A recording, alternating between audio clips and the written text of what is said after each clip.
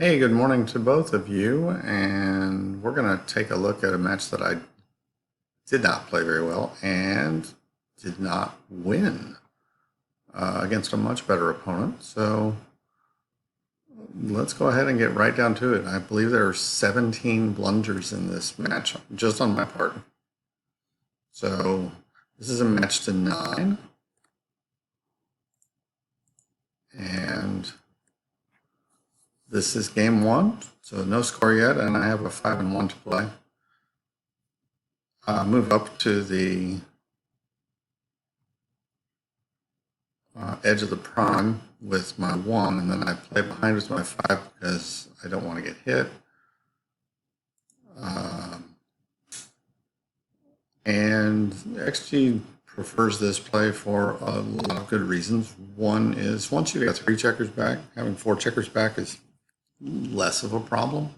2, the position here, which is the final position after the roll, this is extremely powerful, I've noticed, to have the 24, 23, and 22 single checker. It's very hard to hit both, and in this case, red doesn't have any ammunition to really do that yet.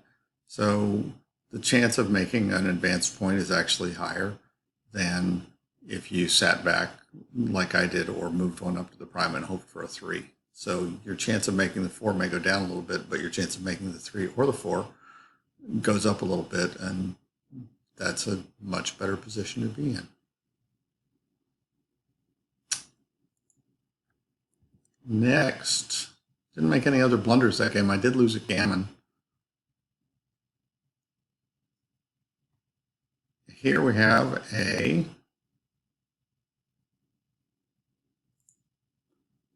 position where I missed a chance to double, and I missed a chance to make a good play. I played 4-2 like this, which I think is probably reasonably expected, but I have a much stronger play here, which is come in, don't hit, resist the hit. There's going to be other opportunities to hit in all likelihood, and once you've made the 6, 5, and 4 points, you generally get to keep them for the rest of the game. So not one of my better options here. Strong tendency, I think, to hit whenever you can, and you don't necessarily want to do that. This is another opportunity to double that I missed, even though I was lucky enough not to get hit, or perhaps because I was lucky enough not to get hit.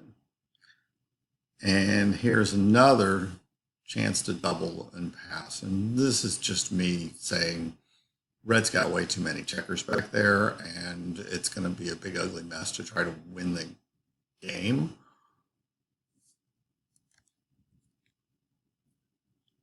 Now we move on to game 5. So I made a few games with no blunders, and I am trailing 5-2, and I have a 2-1 to play.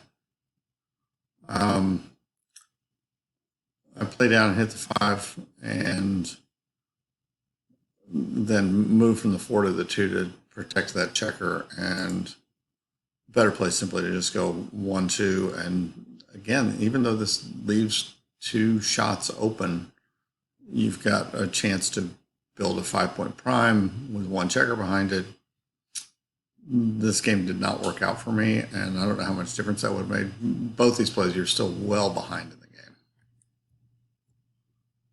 All right, this is game 6, and I'm now trailing 6-2, and I throw a6. And again, I go for the hit instead of going for the move out. I have a pretty good protection situation here. This is the play after making the play that I made, which does have a red checker on the bar, and I still have a 4-point prime, but this is hitting just a little too deep. And this provides a lot more flexibility. I might get hit, but if I do get hit, I should have a chance at a you know, absent 6-4 or 6-5, I should get a reshot, and I still have a pretty solid prime here with some opportunities to build on it.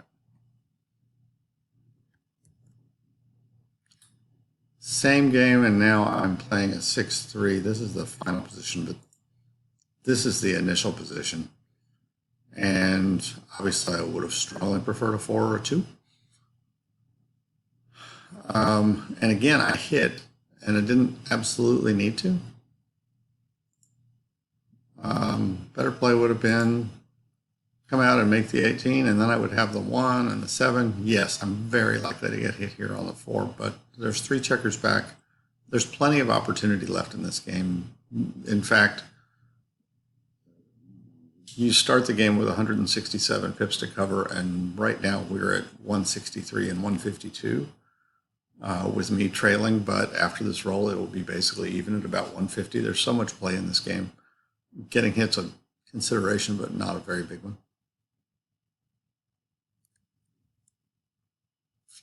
And this is, now we're getting down to the bear off of this game. It's 6-2, and I have a 2-1 to play. And this is a time you want to be going, I think, for Backgammon. Put that checker up, and you also don't want red to make 2 anchors in your board, even though red's board is crashed here.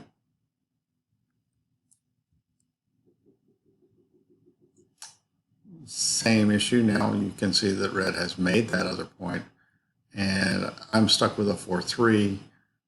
And instead of just playing in, I tried to overthink this and try to smooth out my bear in, but this would have been a much better play. And we'll see what happens on the 7 point. And now we have a baron with aces here, and I decided not to put the checker up, which is a blunder. Way better play would have been to, which was the first play that came into my head. Sometimes the first play that comes into your head is the right play. Bounce down, take 2 off, get a shot at the gammon. As it happens, I don't get the gammon here. So the numbers on this are pretty good. This lowers your chance of winning the game to 92.7%. Your chances are still quite good. This gives you a 97% chance of winning the game and increases your gammons to 8%. So 8% gammons and 89% 1-point wins, and the occasional backgammon. By occasional, I mean 1 in 1,000. Give yourself a chance at that, though.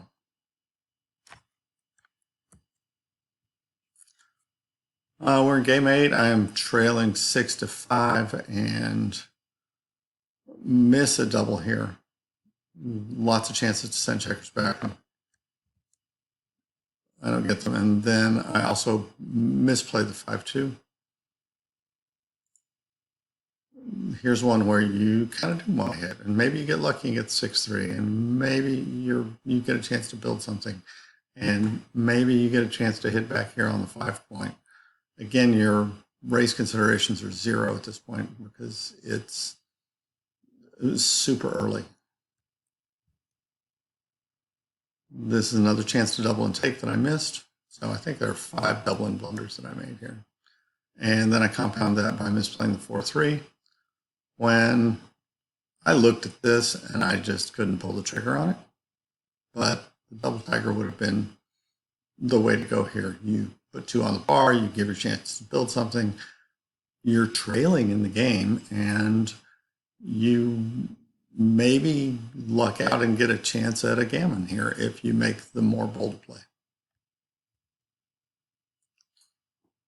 Same match, same game, still trailing 6-5, and I roll a 6-2 here and hit the checker out here when the checker over here was hittable, and I didn't take it. Actually, woof, massive blunder here.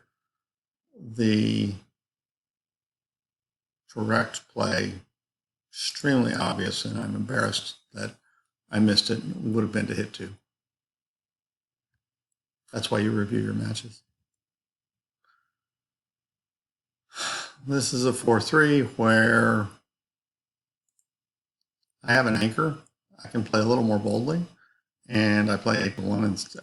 I should have played 8-1 instead. Instead, I played safe when everything says you should be playing boldly here, and you could double.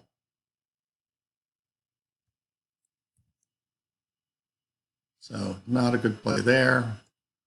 And that was the last error that I made. I did win this game to tie the score at 6-6. And at that point, I did not fare well. I didn't play badly. Things didn't go my way for the last 2 games of the match, and I got gammoned and backgammon.